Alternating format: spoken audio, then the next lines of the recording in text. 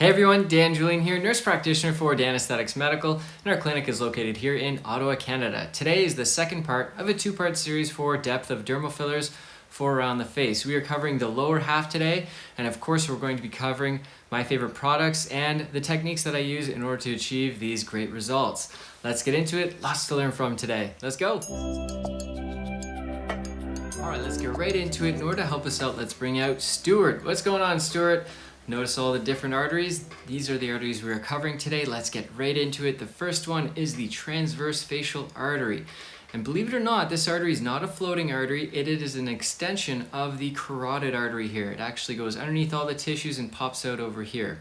Now, your body's pretty smart and it tries to protect you. This artery actually hugs underneath the zygoma or the cheekbone here. So if you're using a needle, then you definitely want to be on bone and you'll want to be placing this deep. And the reason why I like placing this deep is because we have these superficial fat pads that tend to move. And if you place all the product superficially, it can tend to drop and make this part look heavy. So I want to place it deep. I want to place it into the deep fat pads, which is your deep lateral SUFs. And this product is going to stay there. That fat pad does not move. I really like placing product here either with a needle or a cannula. If you're using a needle, aspirate. Remember, this artery is usually underneath the zygoma, but not always. Medicine's weird like that. It's not black and white. Sometimes it can vary. So aspirate with an unprimed needle or use a cannula, but I prefer going deep here. All right, let's talk about the preauricular area and the jawline. This whole area is a very unique place to place filler because a lot of times our superficial fat pads move forward, causing this jowling, and there can be some hollowing here. So what I like to do is I like to take a cannula and I place product here superficially, and therefore it makes the transition of the cheek seamless, and I can also recreate the jawline here the same way, seamless, with a nice high G prime dermal filler, and I'm going to place this product superficially. Now, I can place it deep back here as well if I really wanted to onto the bone because there's really no artery back here. The only artery in this whole path is going to be this one right here. And it's an important one. This is your facial artery. It's the largest artery on the face. It connects to the nose and can go to the eyes, so be mindful of it.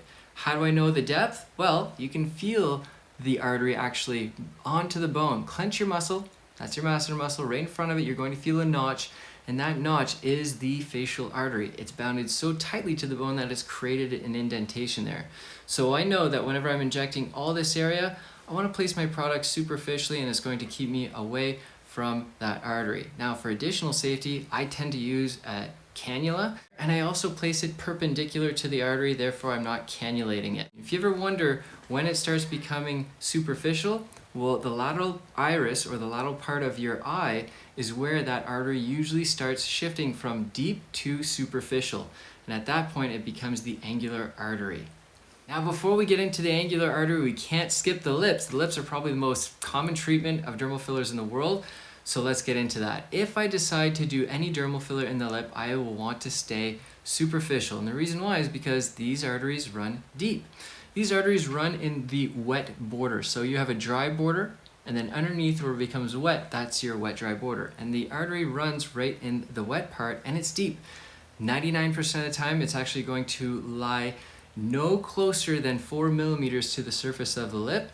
So as long as you're placing your filler superficially, I tend to either do it with a cannula or a needle. As long as I'm superficial, I'll be fine. All right, now let's get into the mid-cheek. This area is a technical area to understand, and I always place my dermal fillers deep here. Why? Well, it's because we have this facial artery that has now become the angular artery, and when it's the angular artery, it is superficial.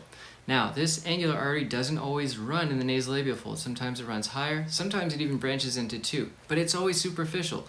So I'm going to inject deep here, and I'm going to inject on an angle like this. Why? Because there's an infraorbital branch here that also runs deep. Now, this branch does not connect to the eye, but it's also important because it's deep. So how can I avoid hitting that if I'm going deep with a needle? Well, the reason why is because there's actually a protective bony hub just on top of it. So imagine, right, you have arteries that are coming down and out like this, but you have a little protective bony hub here. So if I'm going on top of it at an angle, then I'm likely going to hit that bony hub. But if I come from underneath and I'm placing it this way, well, this is where I'm going to get into trouble. So I definitely don't want to inject this way. I'm going to want to inject this way. I'm going to aspirate with an unprimed needle, and if I have an ultrasound, I'm going to use that as well. It's a tricky area to treat well, but if you take precautions and you use additional safety, you can do it safely. All right, now let's talk about the MarinettePregel sulcus area right here. If you notice, there's two arteries that you have to be aware of. This is the submental artery, that's the branch from the carotid, and then you also have the mental artery. Both of these run really deep, and to be honest, I never really play around with needles here because these arteries are pretty close together. Often enough, they connect to each other, or otherwise called anastomos. So I just take a cannula and I place all my product here superficially.